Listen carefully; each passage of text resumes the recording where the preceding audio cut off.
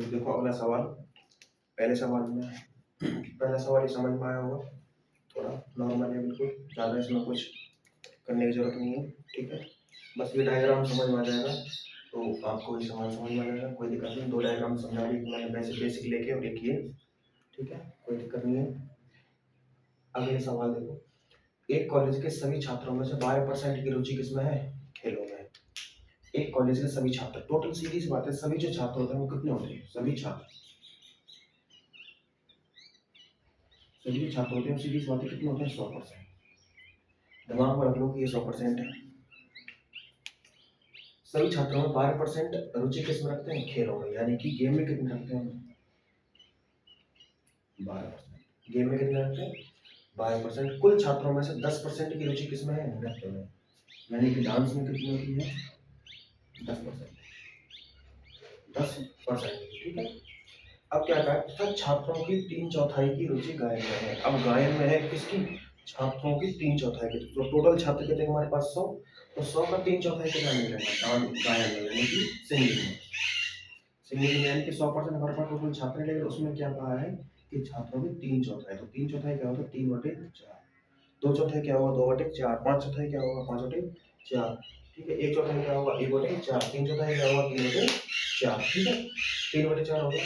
अब क्या करेंगे? 4 से इसको काटो 25 बार, 25 की 75, यानी कि 75% की जो रुचि है वो किसमें है? सिंगिंग में। गायन और जो गेम है वो 12% की, और डांस में है 10% की। ठीक है, अब क्या क्या, और शेष 15 छात्रों की जो रुचि है किसी भी गतिविधि में नहीं है। तो शेष जो छात्र बचे, अब देखो टोटल छात्र कितने हमारे पास? 100, लेकिन हमारे पास कितने छात्र हैं? शेष। अब देखो 4 तरीके के छात्र हैं, जिनकी एक तो किसी में रुचि नहीं है, एक की डांस में है, एक की सिंगिंग में है, और एक की गेम में है, तीनों में है। लेकिन कुछ ऐसे भी छात्र हैं जो बचे कुछ छात्र हैं शेष, उनकी किसी में रुचि नहीं। तो बचे कुछ छात्र कैसे निकलेंगे? 100% टोटल छात्र हमारे पास में। देखो डांस में कितने? 12, और सॉरी गेम में कितने? 12, डांस में कितने? 10। 12 और 10 कितने हो? 22 हो गए। अब सॉन्ग सिंगिंग में कितने? 75। 75 और 22 कितने हो गए टोटल? 97। कितने होते हैं? 97%। 97% वे हैं जिनकी रुचि है।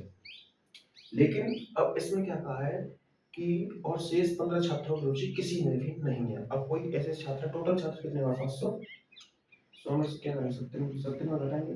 70 में घटाएंगे 3% ऐसे छात्र हैं जिनकी किसी में भी रुचि नहीं है, किसी में भी रुचि नहीं। ठीक है, कितने छात्र है वो? 3%। अब इसमें क्या कहा है कि 15 छात्रों की रुचि किसी भी गतिविधि में नहीं है। तो ऐसे कितने छात्र? 3%। तो सीधी सी बात है, 3% का मान कितना है? 15। 3% का मान कितना आ गया? 15। 1% का मान कितना निकालेंगे हम? 1% का मान 3 कैसे भाग दे देंगे? तो 15/3 कितना आ जाएगा? 5। तो 1% का मान 5 आ गया, तो 100% का मान, भाई 100% निकालना है ना टोटल, यानी कि कुल छात्र कितने हैं? तो 100% का मान 100 का इसमें गुणा कर दो, 100 का इसमें गुणा कर दो, तो 5 गुणा 100 बराबर 500 छात्र। ठीक है, नॉर्मल क्वेश्चन।